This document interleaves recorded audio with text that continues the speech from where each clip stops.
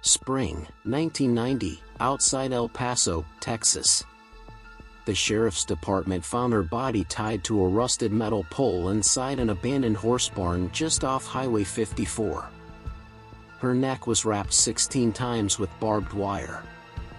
Her hair had been washed and brushed, almost like someone had prepared her for a funeral or for display. Locals started whispering. "Looks like we got ourselves a traveling psychopath," one deputy muttered. This wasn't the first time something like this happened in West Texas, but it was the first time in a while they'd seen something this personal. 2 months earlier, February 1990. Her name was April, just 14 years old, caught in the middle of a messy custody battle.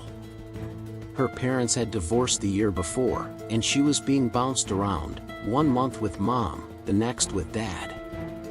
She was tired of the instability. Her dad's place was strict, cold, and rural. She missed her mom's easier-going way of life in a mobile home park on the edge of El Paso. So one afternoon, she packed her school bag and walked out, hitchhiking her way back to her mom's trailer. That's where she met Tyler. He was 18, lanky, rough around the edges, and always seemed like he had a storm brewing behind his eyes. He lived just a few trailers down. Just like April, his home life was a mess. Parents divorced, barely spoke to his alcoholic dad, and had dropped out of school months ago. They clicked instantly. Trauma attracts trauma. For 2 days straight, they spent every waking moment together. Smoking. Talking about life. Planning an escape. The plan, run away to Mexico.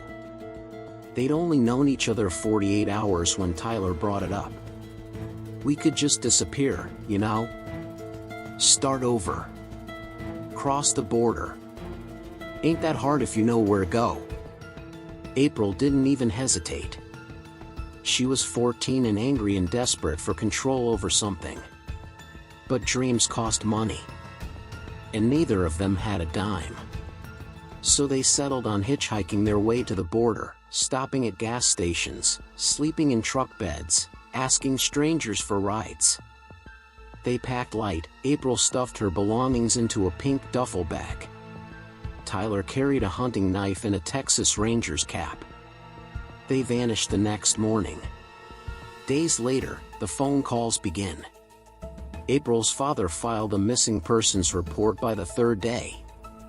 He assumed she'd run back to her mother's, but when her mom said April never arrived, panic set in. Then the calls began. A man's voice. Calm. Almost amused. "Your daughter's with me. Don't worry, I brushed her hair. She looks real pretty." The man refused money. He wasn't asking for ransom. He just wanted to talk. The police tried to trace the calls. No luck. The man was smart, always using different payphones in different parts of the city. Weeks passed.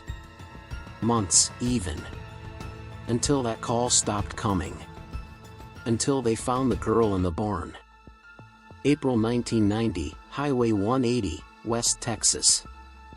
State Trooper Rick Calhoun was patrolling a lonely stretch of Highway 180 just outside Odessa when he saw the semi-truck.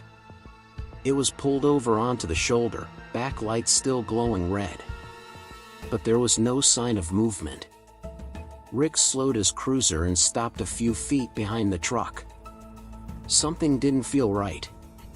Truckers didn't usually just leave their rigs idling on the side of the road, not out here, not this long. He approached cautiously. No one in the driver's seat. "Maybe the guy pulled over for a nap," Rick muttered, scanning the scene. Still, it didn't sit right. He stepped up onto the side rail and peeked behind the curtain that separated the cab from the sleeper compartment. And what he saw froze him in place. Inside the sleeper cab, a woman was tied to the metal frame of the bunk bed. Her wrists and ankles were shackled with what looked like surgical steel. A leather gag was strapped tightly around her mouth, the kind you'd see on racehorses. She was alive. Her eyes locked with Rick's, wide, pleading. She whimpered through the gag, shaking her head, tears pouring down her face. Rick's hand went straight to his holster. He drew his pistol and whispered, "It's okay. I got you." Then, he heard it. A creak. Behind him. Someone was climbing up into the truck. Rick spun around, gun raised. A man stood at the entrance, hands up. Scruffy beard, old flannel, boots stained with oil. Hey, easy," the man said, voice calm. "Ain't no need for all that. I was just..." Rick didn't wait. "Down on the ground. Hands behind your head." The man hesitated for half a second too long. Rick pressed the barrel of the gun to his forehead. Within minutes, backup arrived, and the man was in cuffs, loaded into a cruiser. The woman was rushed to Midland General Hospital. The torture truck. When they towed the semi back to the impound lot and searched it, they realized this wasn't just a truck. It was a mobile torture chamber. Behind the driver's seat was a concealed compartment, outfitted like a makeshift operating room. Inside, police found dozens of surgical tools, clamps, scalpels, syringes, chains, leather straps, a collection of gags, masks, metal hooks, scalpels, forceps, and stainless steel devices that no one in the room could identify at first glance. All used. Blood-stained.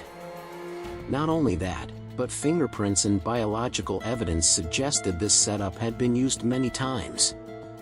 Possibly on dozens of victims. The woman's story. At the hospital, the woman, Melissa Ray, 27 years old, shared her terrifying ordeal. She'd met the trucker at a roadside rest stop a few days earlier. He was polite. Offered her a ride to El Paso. Even bought her coffee, handed it to her in a styrofoam cup from his truck's kitchenette. That was the last thing she remembered. She woke up chained inside the truck. Melissa recounted how the man would come in dressed in what looked like a groom's tuxedo shirt, stare at her without speaking, then proceed to work on her like a medical experiment. He never said her name. Never asked her anything. Just performed. He'd polish his tools. Strap her down. Inject her with sedatives. Then disappear for hours. Melissa had been trapped in that truck for nearly 5 days before Officer Calhoun found her. Now in custody, the suspect remained eerily calm. No ID. No name. Refused to speak. When police ran his fingerprints, nothing came up. No license. No arrest record. No tax history. Nothing. So the FBI got involved. They began digging. And what they found was just the beginning. They say monsters are made, not born. And Robert was no exception. He was born in 1948, in a small town outside Amarillo, Texas. As a boy, Robert was charming. Teachers loved him. He played trumpet in the school band, ran track, and even made the church choir. If you looked at him back then, you'd never guess what he'd become. But beneath the clean clothes and yes sir attitude, something was rotting. Robert's father was a long-haul worker, gone for weeks at a time. But when he finally came back to settle down, everything changed. The man was a drunk. Violent. Sick. He beat Robert. Not once. Not twice. But over and over. The kind of beatings that leave bruises on the soul, not just the skin. Years later, when Robert was finally arrested, he told detectives, "I was a good kid. I was. But he broke something in me. At first, the police thought he was just playing the victim card, trying to fish for sympathy. But then they looked into his father. Turns out, his dad had done hard time for molesting a 12-year-old girl back in the late 70s. He hung himself in prison. The damage he left behind didn't die with him. When Robert landed his first job as a long-haul driver, something in him clicked. The truck had everything he needed: privacy, mobility, a sleeping compartment he could customize. And out on the road, it was easy. Young women hitchhiking, runaways, lonely travelers at rest stops. He'd smile, offer a cup of coffee, strike up conversation.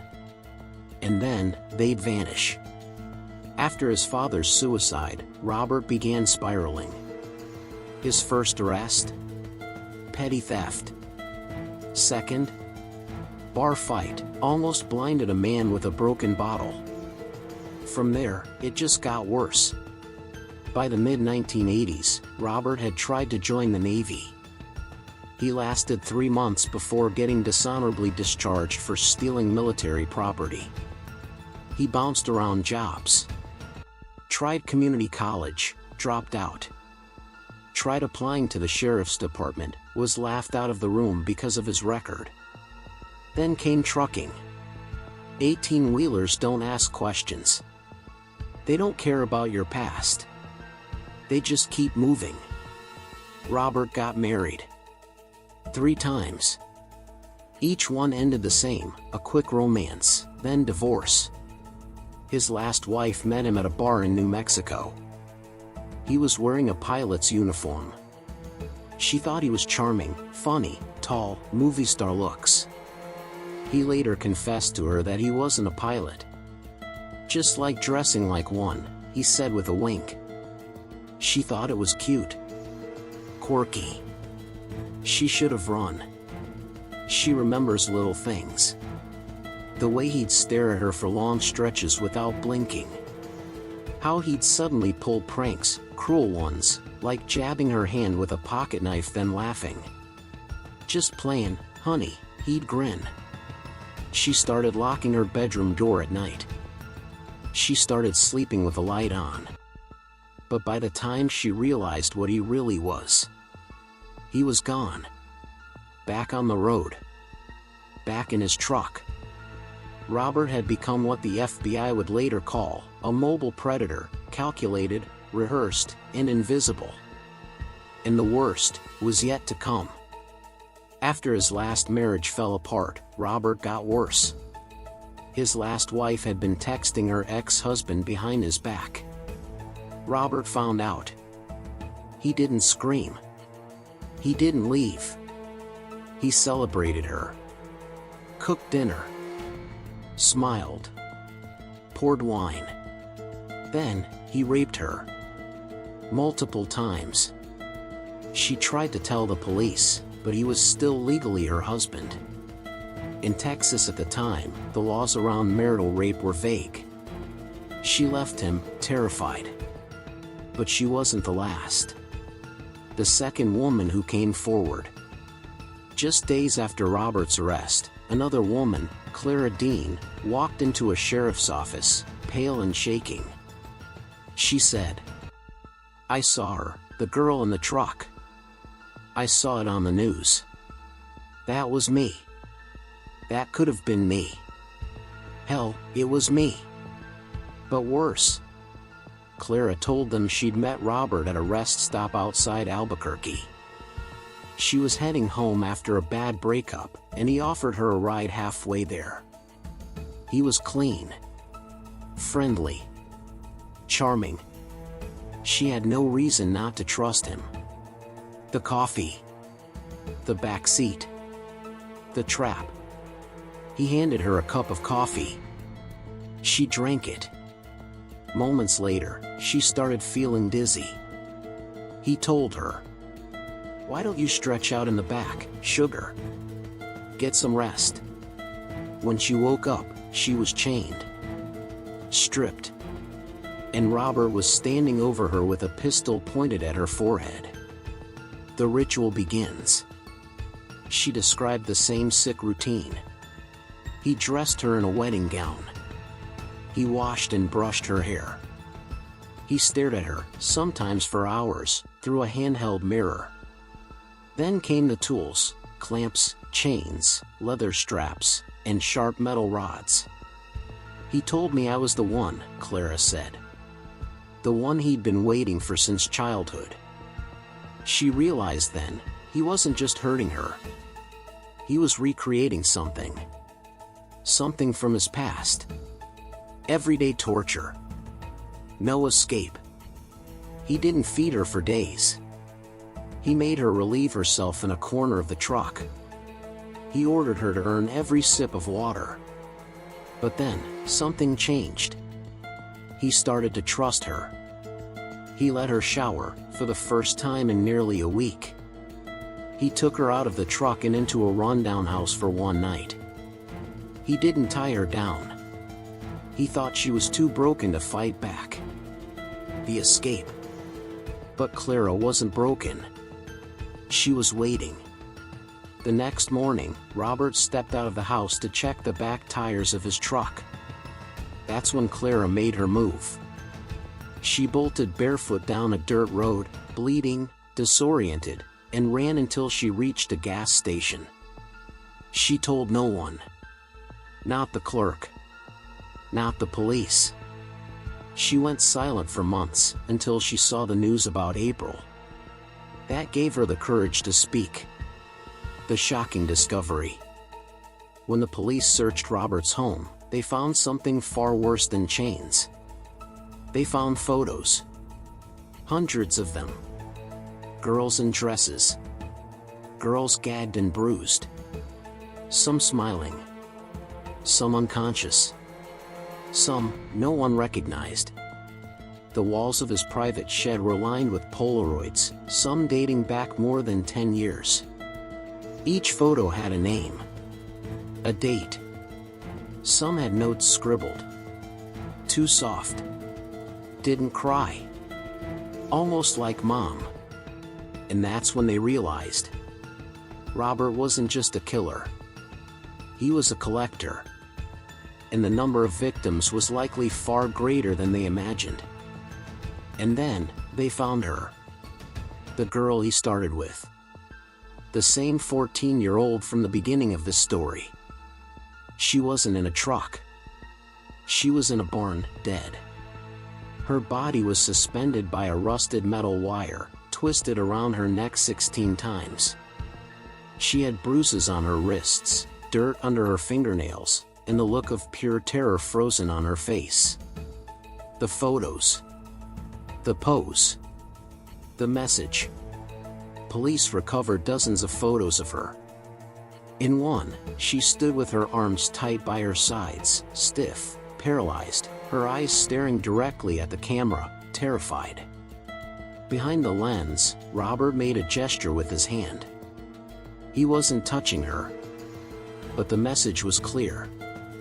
One move, and I'll hurt you. The journal. In the barn, investigators also found a black leather-bound journal. Inside, names, dates, descriptions of girls, parents' names, phone numbers, including the number of the 14-year-old girl's father. Robert had been calling him, taunting him, saying he could feel his daughter's hair, that she was close. And then, on the last page, they found a name. The name of her boyfriend. The 18-year-old boy she was last seen with. Next to it, a knife symbol, crudely drawn. He was gone too.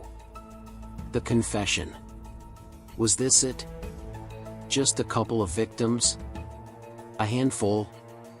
Detectives pushed for a full confession. They offered him a deal. Tell us everything. Maybe we don't push for the death penalty. Robert leaned back in his chair, smiled, and said, 50. Maybe more. I can't remember. The math of evil. 50. Over 15 years. That's 3 victims every single month. Raped, beaten, murdered. And no one noticed. The sentence. He was sentenced to 3 consecutive life terms without the possibility of parole. Why 3? Because in court, the prosecutor told the judge, he didn't just take 1 life. He stole 3 every month. So let him live 3 lifetimes. In a cage. The end of the story. Or not. That was the end of Robert's story. But not the end of the victims. Even now, dozens of photos in that barn remain unidentified. Some families never found their daughters. And some victims, police believe, were never even reported missing. Robert's house was demolished. The barn was burned. But the nightmares? They still live on.